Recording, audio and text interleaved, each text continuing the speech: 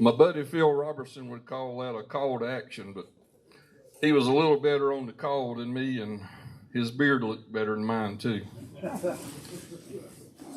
We'll get started, continue to eat if there's some stuff left. Thank you again to everybody that brought dishes, and appreciate all of your attendance tonight, man. This biggest crowd we've had probably ever. Just remember to come back next month and we'll do it again. You know, I was a minute or two late, and I'm noted for being late, but I want to share with you tonight why I was late. I've got a pretty good excuse. I looked up, and Ron Ellington was in the house, and if y'all don't know Ron, he was the game warden, and I didn't know he retired, and I run about 3 miles back here before they told me, hey, he's retired, it's okay. I don't know where Ron's at, but Ron, I apologize for embarrassing you, but I thought that was a pretty good excuse for being late. Tonight I want to talk to you about elevate yourself. It's January, first of the month of the year. Start over. I don't do New Year's resolutions because they just don't work. But I'm going to give you some Bible verses to go by, see if it helps me a lot. But Matthew 16:28, Jesus was talking to his 12 disciples. And the verse reads like this: assuredly, I say to those standing here, some of you will not taste death until you have seen the Son of God coming in all his glory. Now that verse kind of threw me off. I've read it over and over, but all the disciples are dead, and Jesus hadn't come back yet, I hope, because all of us are still here. So I thought, you won't taste death before you see him coming in his glory. It was questioned.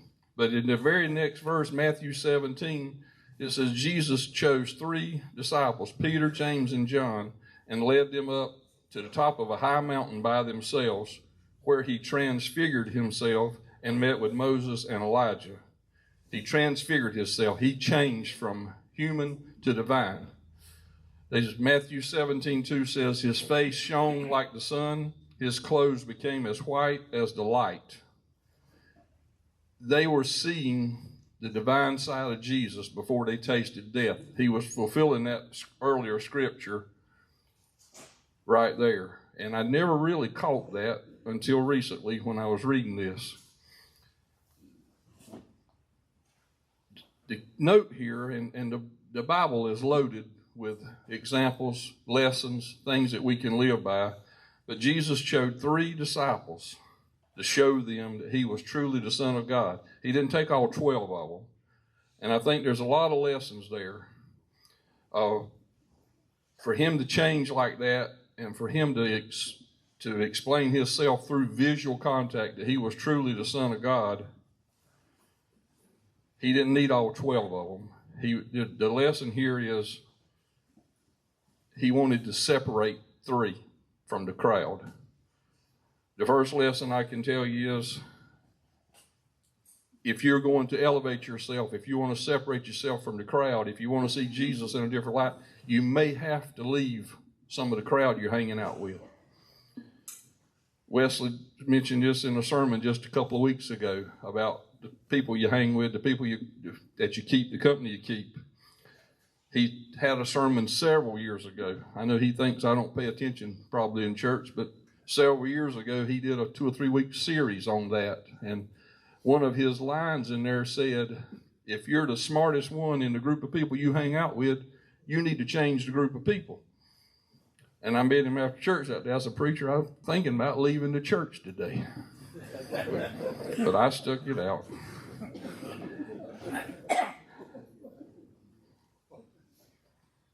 It said he became light like the sun. His face shone like the sun, like the Son of God.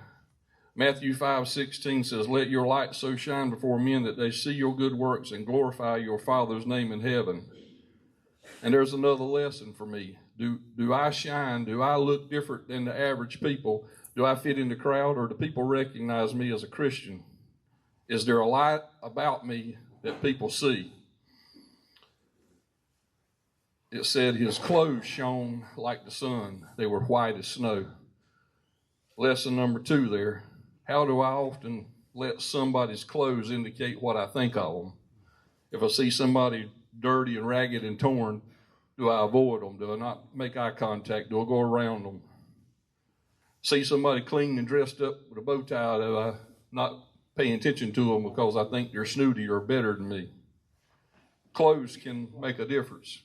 We label people sometimes, and we've always talked about labeling is not a good thing. If I was to pass you on the street and you wear a UNC t-shirt, I can't let that affect how I think about you.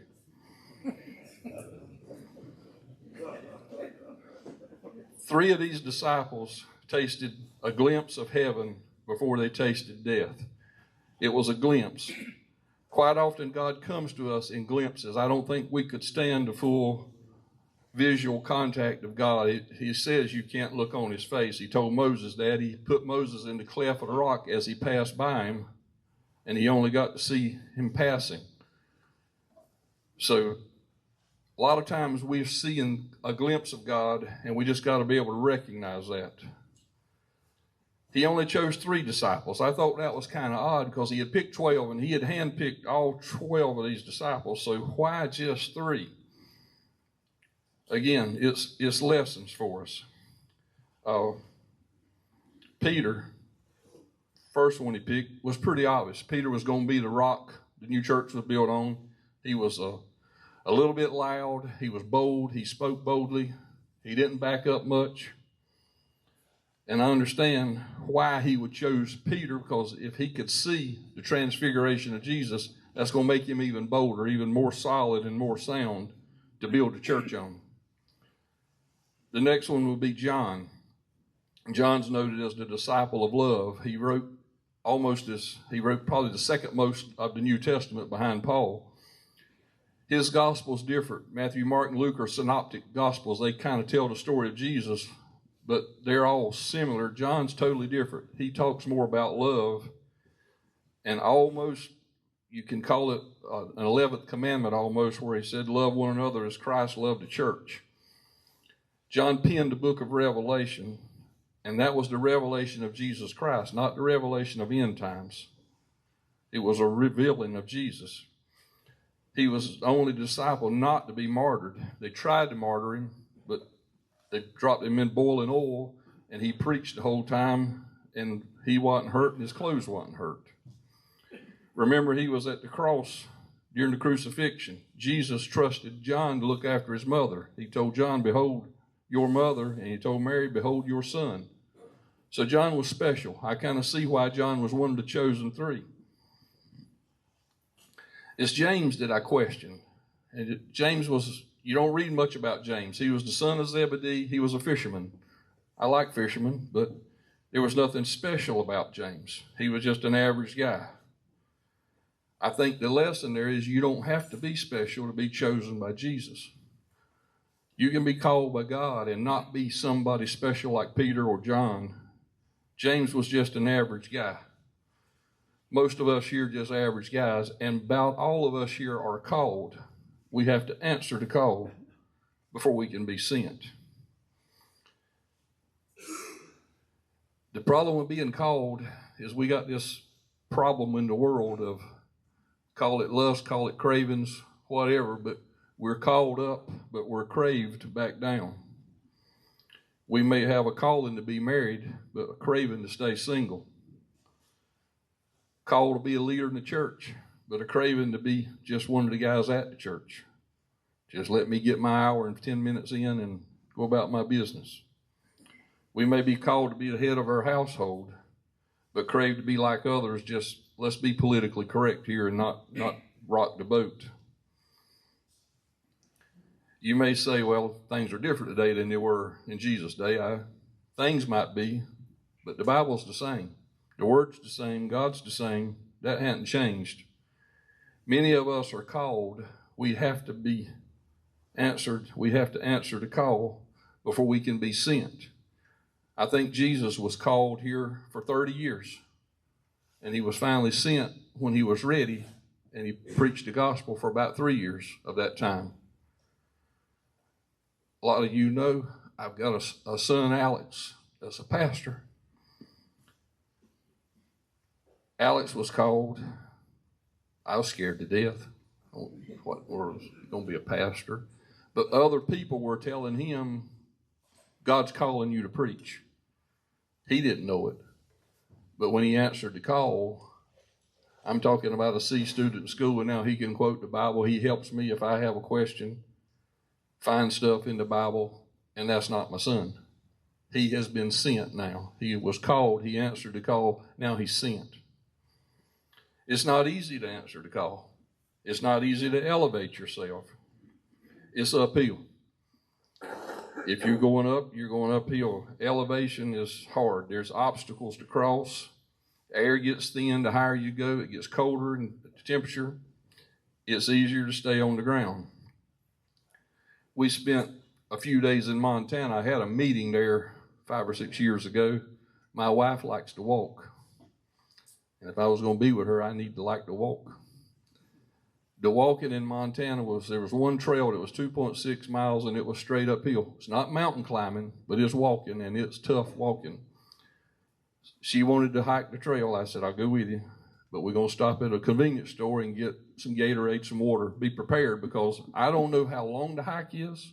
I don't know how much time it'll take, but I'm not going up there without some water and some Gatorade. Stopped at a convenience store where the T-Mart in Dunn would have some bug spray. This store had bear spray. Did I mention there was obstacles when you start to elevate yourself? And the man said you don't need one can of bear spray because that just makes him mad, so we bought 2. It's colder the higher you go. You don't know, like I said, that trip, I didn't know how long that was going to take. You don't know what to pack. You don't know what to take with you. If you overpack, you can't move. If you underpack, you could freeze, starve, run out of water. It's tough. It's hard to elevate yourself. It's easier to stay on the ground. Most of my life, I've stayed on the ground. Most of my friends are there. We're not rocking the boat. We're good people, real good people, but we're not going to elevate ourselves into leadership. It's just too easy to stay where we are. Notice the Bible said Jesus led them up the mountain.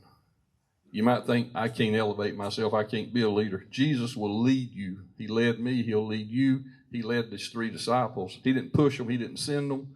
He said, follow me. Initially, when he picked the 12, that was his word, follow me. They didn't know where they were going. They didn't pack. They didn't have a clue. But they followed Jesus. They were obedient. They answered the call. I think, like I said earlier, all of us are called. It's just a matter of, do we recognize the call? Do we answer the call? And when you answer the call, then you can be sent. And when you're sent, you can make a difference for the people around you. And in that sending, I think you will elevate yourself and you'll begin to see a glimpse of God. You may not see the full face of God, because the Bible tells us that it would be dangerous to see him face to face. But you see a glimpse. You recognize the glimpse. You continue to drive, you continue to climb. And we all might get to see a glimpse of God before we taste death, actually. And I really appreciate all of you coming.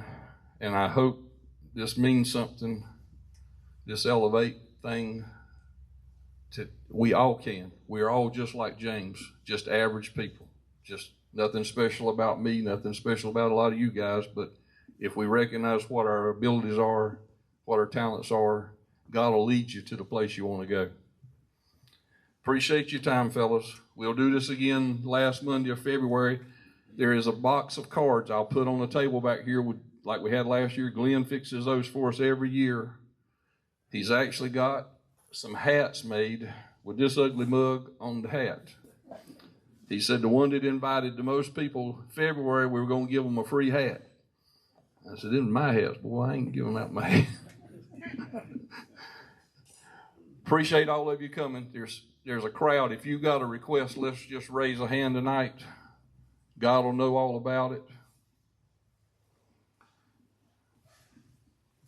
bear with us and we'll dismiss and we'll get you home on time tonight, even in spite of being late from the get-go.